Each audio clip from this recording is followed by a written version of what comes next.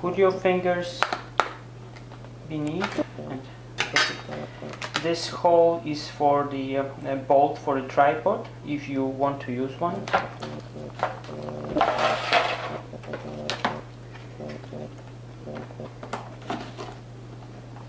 Slide, support, press with one finger forward and press down. Same thing on the other side. Same thing here, press with one finger, press forward, press with the other finger here.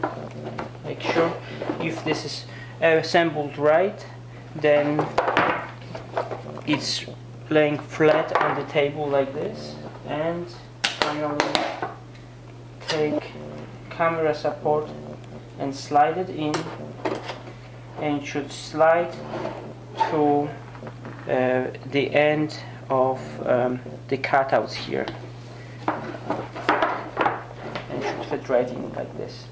And the grip can be placed as so, and then you can put your iPhone here, or if you detach the grip, it holds pretty strong, so you have to first press it forward a little bit and let it slowly detach from the microsuction material, or you can press it like this and use the tripod bolt to attach your camera.